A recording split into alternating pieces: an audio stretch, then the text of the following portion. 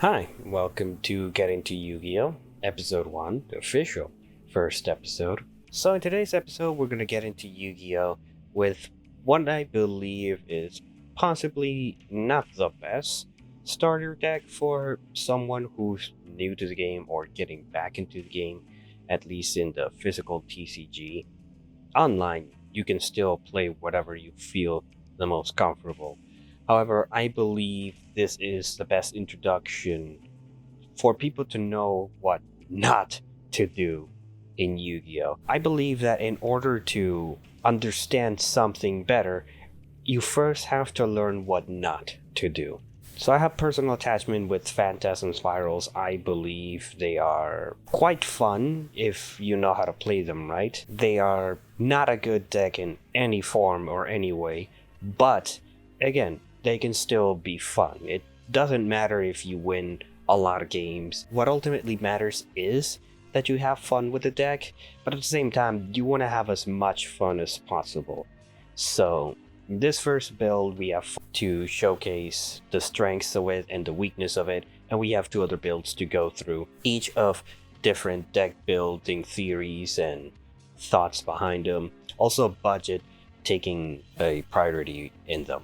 Alright, so this is the first build for Phantasm Spirals. According to the YGOPro.com deck builder, this build will cost you around 53 to, I would say, at 60s at the highest on TCG Player. For the Euro folks on card market, that would be about 40 Euro, or on average. I don't know how that stuff works over there. But yeah, this is a very simple build. This is what I would call the most quote-unquote pure, quote-unquote budget build for Phantasm Spirals for anyone who just wants to get into the game. It is not the best build, but it has some competitive edges to it that I do think will help you get into Yu-Gi-Oh! By understanding proper deck building, especially side deck options. And it all comes at a fairly reasonable price because most of these cards have been reprinted or had enough reprints or just are fairly cheap. So this build, although fairly weak, it actually performed very well. The deal with Phantasm Spirals is that they rely on three things, more or less four things. They need normal monsters, they need equip spells, and they use trap cards. Now, the thing about Phantasm Spirals that makes them unique is that if you have normal monsters and pacifists on the field, you can activate these cards from the trap cards from your hand. So, Phantasm Spiral Battle says if all monsters you control are normal monsters, target a card, pop it. It's not exactly a Trident because it has to target a card your opponent controls, but it's a quick effect destruction. That is very helpful in many situations.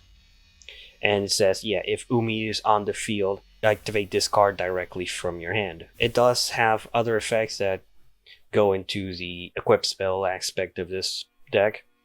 Then you have Spiral Power, which says if you have normal monsters, only normal monsters, mind you, target an effect monster, it loses on 1000 attack and defense, and it also has its effects negated. So this is a effect veiler and impermanence put into one card, but it also reduces its stats, which is really, really, really good, considering that most of these monsters are fairly weak, so the stat reduction does help you get over stuff and get back to controlling the board. The thing about Pacifist in particular is that it is always treated as Umi, the classic field spell for the water attribute. But the greatest thing about Pacifist is that you're required to have normal monsters, but Pacifist gives you a normal monster in the form of a token. So if you have no effect monsters, you can just create a token if your opponent activates an effect. It's particularly something that starts the chain. After the chain resolves, you can special summon a token. And if a normal monster is normal or special summon, it activates to add a Phantasm Spiral spell and trap from deck to hand. So that could be either the traps or the equip spells. And the great thing is, since Pacifist is up on the field and it's always treated as Umi, you can activate the traps directly from your hand. So these are literal hand traps if you have normal monsters and you have Pacifist up on the field. And that's the great thing about it. It is one of the best token generators that I can think of because it just constantly gives you tokens. Because the summoning, the only thing that's once per turn about Pacifist is the search effect. But the search effect can be activated during either player's turn, once per turn. And if you have ways to remove the token, you can constantly keep regaining that token. So the token never actually dies. The only way the token dies is if Pacifist is removed and then the token gets removed. Because the token doesn't die if Pacifist goes out. The token still stays on the field. But if you have the trap cards in your hand, then the traps become dead. At least in the hand. You can still set them and activate this effect so long as you have a normal monster. So this is where the difficulty of the deck comes in. You are required to have normal monsters. Next, you're going to be thinking, why the lack of an extra deck?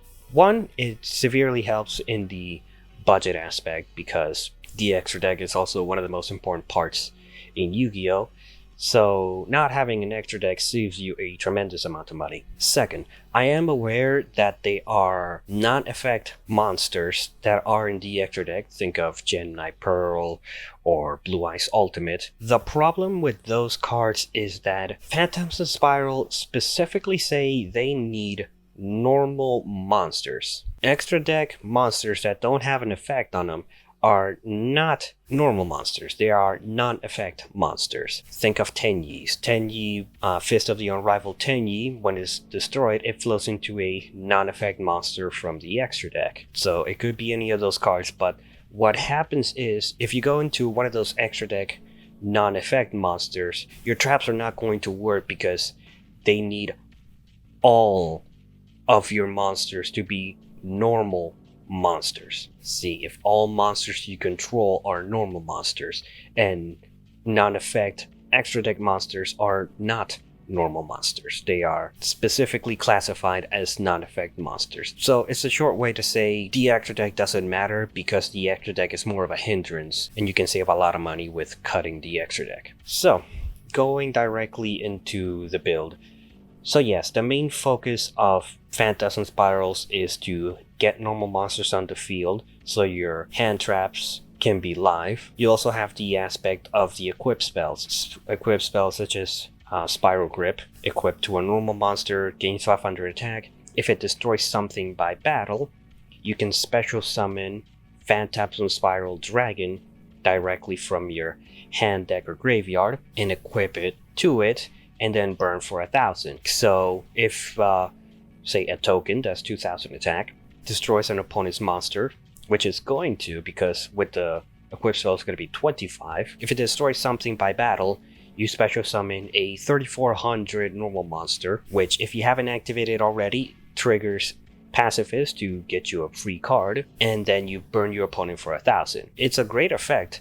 It's not the best, because the problem with modern Yu-Gi-Oh! Is that having your effects rely on a battle destruction is not the best because it's fairly slow. And chances are, given that it's an equip spell, your opponent is going to remove it before you get to the battle phase. There are 3 main Phantasm Spiral equip spells, but realistically, Wave and Grip are the only ones you should run. Crash has the easiest activation, given that all it has to do to activate and get you a dragon from the deck is the normal monster just has to do damage, and it's very easy to do because Spiral Crash gives the equipped monster piercing damage. But it's not enough because you do get the Spiral Dragon from your hand, deck, or graveyard, but all it does is just change a monster's battle position. Now, if you don't know, that's not really good in Yu-Gi-Oh! Changing a battle position does ultimately nothing, especially with Link monsters who cannot exist in defense position. So ultimately, Wave is your best option because while it's not flashy, it's not instant, it is the best version. It is the best equipped spell you have. What Viral Wave does is you can only equip it to a normal monster, and the first time that monster will be destroyed, it is not. So all it is a battle protection equip spell. It's not as flashy as Grip or Crash. It just gives you protection so the token can survive a battle. Because while yes, these tokens are fairly big, between 2000 and 1900, a lot of things can run them over. I wish it would give them also like targeting protection from effects, but you can't have too much. But the great thing about Spiral Wave is it's not instant, given that it just has to survive a battle. But after it survives a battle, at the end of the battle phase, you summon the Spiral Dragon, and then you get to remove a card from your opponent's hand. That is incredibly more significant than just 1000 burn damage or changing a monster's battle position.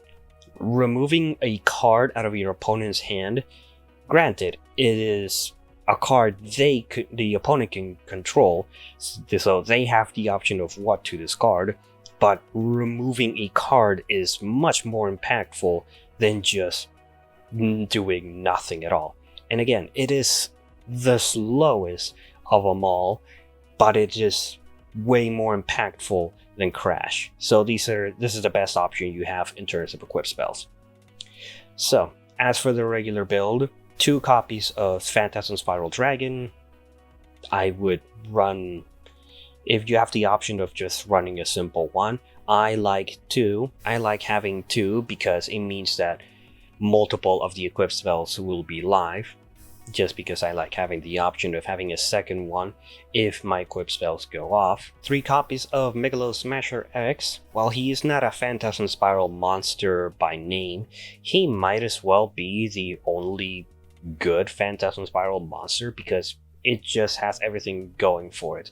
It is a dinosaur, it is water, it is level 4, it has 2000 attack.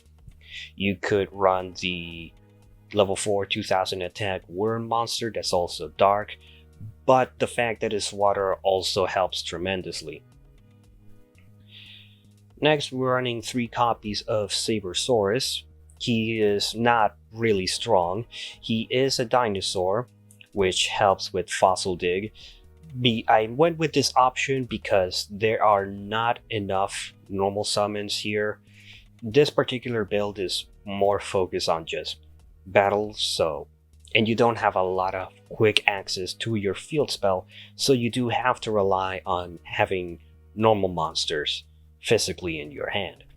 It's only 100 attack points less, and it is just a normal monster you can search from Fossil Dig and normal summon, so you can get a search and continue your plays, which is better than not having a normal monster at all during turn 1.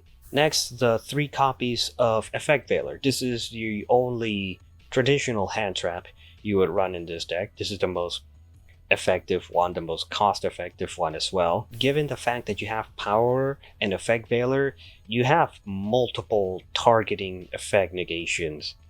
Granted, Effect Veiler is a little more finicky. Power can at least be activated during your turn, but extra options never hurt anyone. As mentioned before, 2 copies of Spiral Wave and 1 copy of Grip. You don't need anything more, anything less. I would argue, yeah, cutting an extra copy of Wave or just cutting Grip altogether, because Wave is the only equipped spell you should be running, but Grip is also there helping you get over strong cards that you normally would not be able to get over. And in niche, very niche situations, the 1000 effect would help you in some ways, either bringing your opponent down exactly to 0 or just not allowing them to pay cost for some effects. Like for example, you have 2000 life points left and you know they have a Solemn Strike. Cutting their life points by 1000 means they can't activate that Solemn Strike. It's a scenario that's almost never going to come up, but it is an option. Next, we have what I call the VIP of this deck, but it's ultimately just a win more card, 3 copies of Heatwave. So the thing about this card is that it is the first thing you have to activate during your main phase 1, and after it resolves, neither player can normal or special summon effect monsters until your next draw phase. So your opponent is shut out from effect monsters during the entire turn, which is strong. The problem is it only comes up if you're going first and you can establish a decent board, meaning you have a normal monster on the field and you have a decent amount of disruptions during their turn. So by the time your turn comes up, you have the advantage and can get to control the board with some of the other cards you'll see here. For the consistencies, you run 3 copies of Fossil Digs. Again, you have 6 dinosaurs in this deck, plus 3 copies of Fossil Digs. You essentially have like 9 dinosaurs you can get into normal summon, so you can pop off from Pacifist. Essential cards are also necessary. Terraforming, get you your field spell, Call by the Grave. You don't like hand traps. The worst hand trap against this deck is not a popular one, but Ghost Ogre is still a beast. It can ruin your day, so this is a one-off, but it's a really good one-off because you can't run any more copies of it, unfortunately. Other consistency cards, Pot of Duality.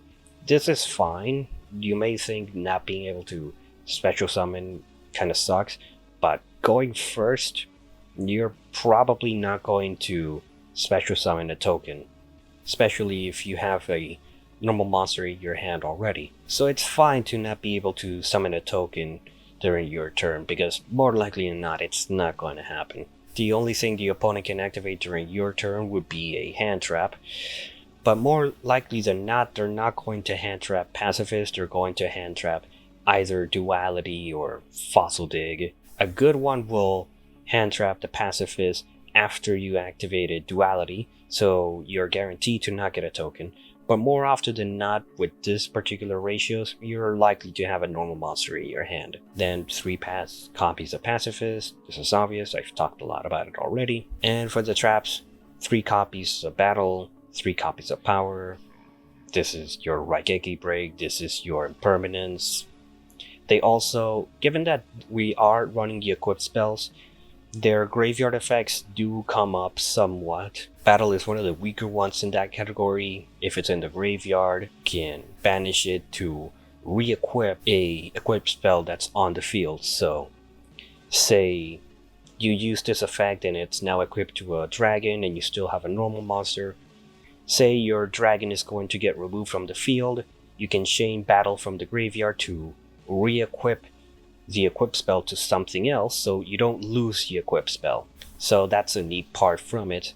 Spiral Power's graveyard effect just allows you to equip an equip spell from either your graveyard or your hand. So that's a much nicer one, because it means that if you've lost the equip spell, you can just get it back on something else on the field that is equipable to it, because these can only be equipped to normal monsters, obviously.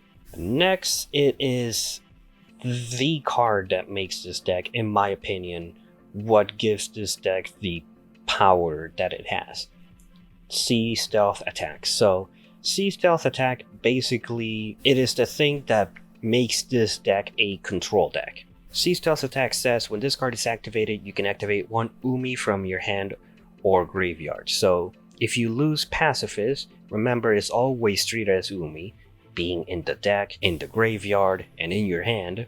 So if you lose it, you can get it right back by just activating Sea Stealth Attack. And while Umi's on this is up on the field, this face-up card can gain either of these effects. You can once per turn banish a water monster you control until the end phase, and then all face-up spell and traps cannot be destroyed by your opponent's card effect. So if you have Pacifist and Sea Stealth Attack, the token Pacifist gives you is infinite. So long as you don't have a token already, you can summon a token as many times as you want. So if your opponent activates something like, let's say, Harpy's Feather Duster, you can chain Sea Stealth Attack, remove the token, so then the token is just completely gone. It cannot come back, but it protects your back row, and because your opponent activated something, you get a token again. So it's like the token never left. And you also get to protect your face-up field spell and sea stealth attack,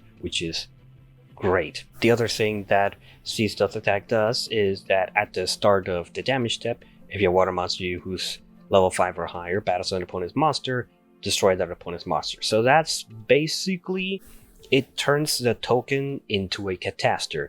Technically, the Spiral Dragon can be affected by this too, but generally, it's going to make the token just be able to run over anything.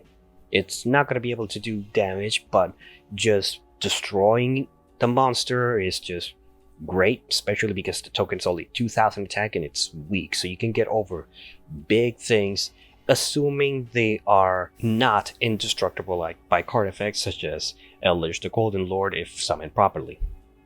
So yeah, this is an obvious 3-of because it just gives the deck control power and it gives the deck the protection that it needs, because if you haven't realized it by now, this deck lives and dies off pacifist. Without it, your deck just does not function. Lastly, the other forms of protection in this deck, Fist of the Unrivaled Tenyi. Because this build particularly doesn't run an extra deck, the floating effect doesn't matter.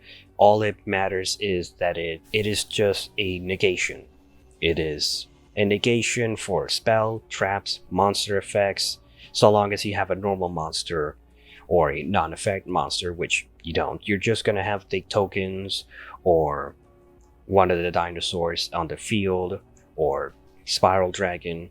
With it, you can just save yourself some trouble. It's not something you would run at 3, but 2 is fine. And lastly, Metaverse, because it just gets you your field spell. Yeah, and it does that. That's all that's all it needs to do. Side deck options are fairly generic, this being a control deck. For side deck options, this being a control deck, I wanted to focus on floodgates and just protection. So that would be 3 copies of Artifact Lancia, 3 copies of Soul Drain. It is one of the better drain type of floodgates. Theoretically, Skill Drain is the strongest one. It is the one that's limited, but given the speed of today's game, I would agree Soul Drain is particularly stronger because a lot of things activate in the graveyard and a lot of things activate when they're banished. That's more important than the field and the hand in some scenarios. So it's very, very strong. Field Barrier, it just protects the field spell. It has niche applications if your opponent also plays a deck that requires field spells to be on the field. But yeah, most cases are not, they're just going to remove it.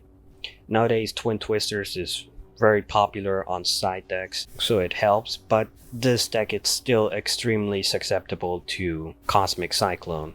Sea Stealth attack cannot protect it from targeting, it just protects from destruction. So yeah, Cosmic is still a problem, which is why Lancia is also there. It protects you against Cosmic Cyclone in a way because it just prevents banishing. Dark Ruler No More, this card is a common in a structure deck. It's only about $10 a copy, or probably less if you find cheaper options. But yeah, it's just a no-brainer. This deck sucks going second, so this helps you tremendously in terms of getting not rid of nasty board, just making nasty boards more manageable for you if you can, because again, the problem with this deck is that it's very slow. Even if the hand traps can be activated from the hand, they require a lot of setup, so the deck is very slow, so this just helps you get through boards. And lastly, 3 copies of Twin Twisters, because it's very good right now, and it's also the most affordable back row removal other than MSD. But yeah, removing 2 cards instead of 1 is always better, and the discard is absolutely worth it. Now, going along with the second build we have here, this one's a more standardized, significantly more on the higher end, given some of the options you'll see in here being the extravagance and actually having an extra deck. It is significantly more expensive. TCG player this build roughly cost about 300, 250, possibly more, depending on the current prices in the future. But this one is just a more standardized build of what this deck wants to do, and it does it even better. The best way to play Phantasm Spirals is the pure control way, meaning you're not playing the equip spells. The equip spells are battle focused. Being battle focused in Yu-Gi-Oh! Has never been a good thing unless you're Gladiator Beast, or if you can do a lot of damage in a single swing. Think of dinosaurs. So this build is mainly focused on being control oriented and being more consistent, which is why you're seeing less normal monsters and just more ways to get access to the field spell. In the past, this could have been much more affordable if we had more copies of Terraforming, but unfortunately, a lot of decks nowadays have really good field spells, so they have to hit Terraforming. And decks like this that are not as strong but live and die by their field spell have to rely on other options. So moving right along, Megalo Smasher, pretty obvious, it is necessary. Hand traps are more focused. Ash Blossom and Joyous Springs. These will cost you about $20 each, or possibly more. The common is a $20 common. This card needs to be reprinted again. Konami, please. Infinite Impermanence is here as well. Effect Veiler, it would be a much cheaper option if you prefer to go into that instead of this. Preferably, I like Impermanence because it can't be hit by Call by the Grave. Heatwave is still here. Again, it's a win more card. I prefer this card, enhancing the control aspect. If you're looking at this screen already, you'll know why this is possibly a bad option. I would severely recommend, if you're going with this build, just get rid of the Heatwave and put more hand traps or more normal monsters if you like. 3 copies of Fossil Dig. This is another reason why you should probably cut Heatwave, because this is 6 dinosaurs. You would probably want 9, but again, I like Heatwave because it just encourages the control aspect. Then Extravagance is the most expensive card possibly in this deck, but it says draw 2, so of course you're gonna play it, and you don't care about your extra decks, so banishing 6 cards at random is perfectly fine. This is the very reason why this build, although it has better cards, it performed worse than the previous build, which is just like the pure sheep build that runs the equip spells. The issue is being, if you open Extravagance and Heatwave, both of these have the clause that they have to be the first thing you activate in your main phase 1. It comes down to which one do I activate first, the complete lockdown of my opponent or getting 2 cards. The obvious answer is you draw 2 cards because it says draw 2 cards. So it just increases consistency and it helps you get to your field spell faster and get you more normal summons. Same for Duality. It doesn't conflict with Extravagance because it doesn't draw cards, so this is perfectly fine. Terraforming, 3 copies of Pacifist. Demise of the Land is here because you can't have 3 copies of Metaverse, seeing as you can't have 3 copies of Terraforming. It's just an extra 2 cards to get you to your field spell. It mentioned Impermanence, the 3 obvious trap cards, Sea Stealth Attack, Fist of the Arrival Tenyi, and then Skill Drain. Skill Drain is, if this card goes off, you're probably going to be in a very good position, unless your opponent has some basic back row removal or they main deck back row removal. So it's just a fantastic card, further encouraging the control aspect here. Now this deck does have an extra deck, given that you have Extravagance, so you're required to have one for this to resolve. All of these are just 3 of big non-effect monsters for the sole purposes of the Unrivaled Tenyi. As I mentioned before, having non-effect monsters is actually more of a hindrance than a benefit because it shuts off your trap cards, but they're not bad to have. because again, they're fairly big. They're bigger than anything in this deck, especially because you're not running Spiral Dragon. So if your opponent does pop it and you're in need of damage, these are all good options. So stuff like Ultimate Dragon, Meteor Black, Black Skull, Invoke this guy, and Naturia Leodrake. These are all non-effect big monsters that can come out from the Unrivaled Tenyi, and that's perfectly fine. And if you banish them, that's perfectly fine. None of them matters. If you're lucky, you'll probably have a copy of Ultimate Dragon in there, so that's really nice. You have a 4500 just monster of a beatstick, but more often than not, that's not gonna come up. So the way I intend to do this series is that the second and third builds are played in matches of, and are played in actual matches. The first build is fairly weak, so I only played it in single games. This build is more focused on a match, being a best of 3 game. So the side deck actually does matter a little bit more here. So 3 copies of Dark Ruin or more. Spiritual Water Aoi. This one is really good at getting rid of cards in your opponent's hand, especially if you tribute the token, being that the token can just come back again if your opponent does something. Helps it tremendously. It's more often than not something you're not going to side into because it's very situational, but it's a really good option nonetheless. Soul Drain is an amazing card. I mentioned it before. Mind Drain is also one of the drain floodgates that is really nice in my opinion. Neither player can activate effect monsters in the hand.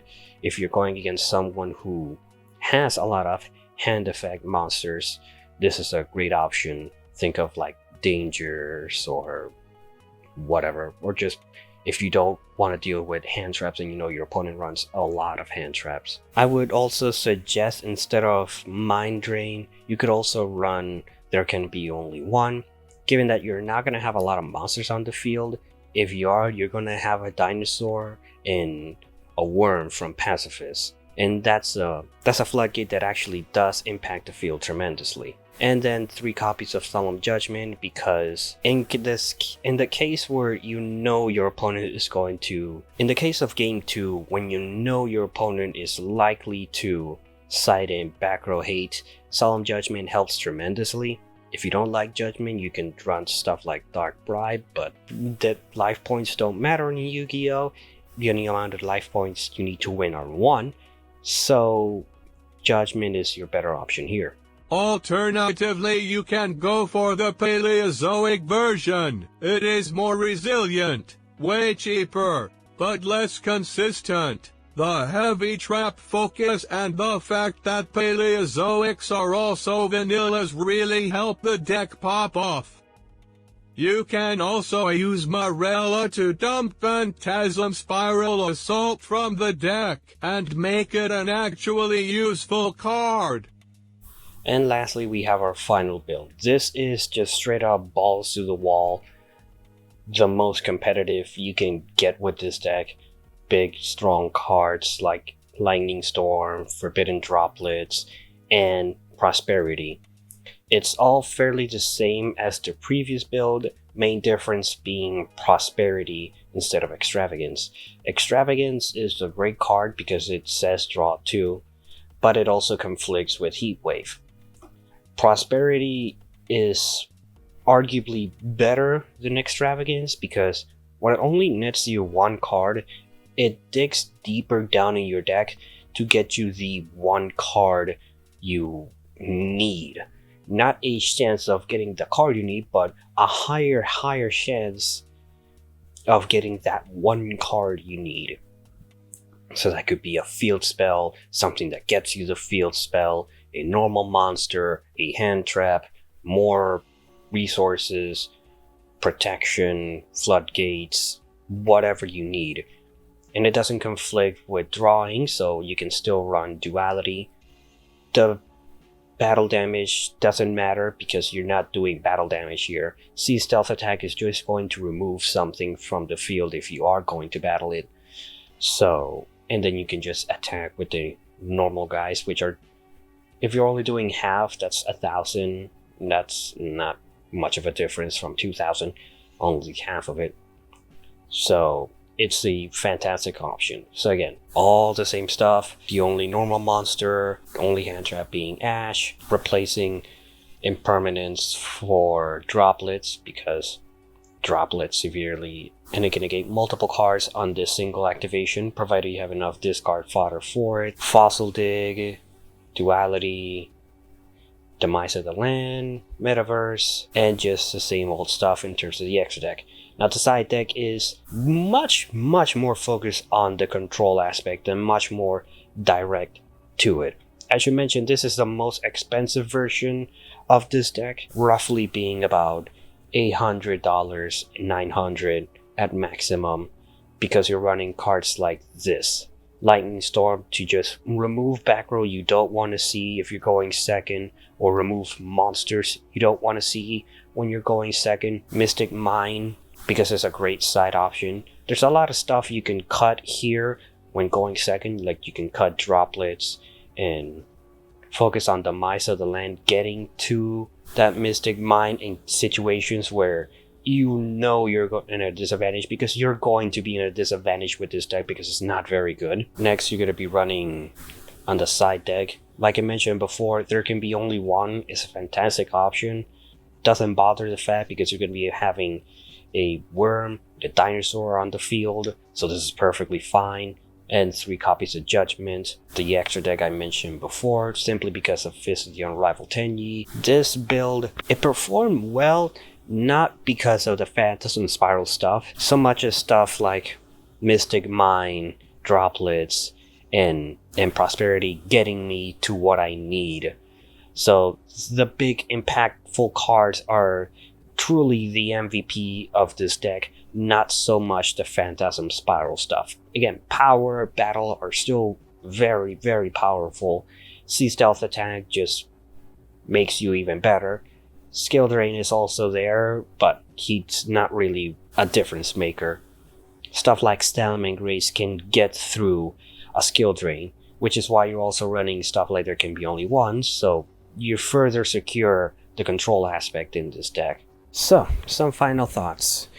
I have a very personal attachment to this deck in particular because this is one of the first decks I built physically with a very limited budget, and personally I think this deck has a lot of weaknesses, but it serves as a great building block for a person trying to get into Yu-Gi-Oh! Because it's very accessible, very simple, and at the very least it gets you started into owning some essential cards like Twin Twister, Dark Ruler, Veilers, and for me personally, I particularly liked the dinosaur aspect of it because it's also future-proof in the fact that you have enough cards to also move on to build dinosaurs, which might be featured in the next episode. But it's also, just a great building block in terms of knowing ratios, understanding what your strategy is, understanding what consistency is, trying to get the cards you want to see as much as possible. That's why you run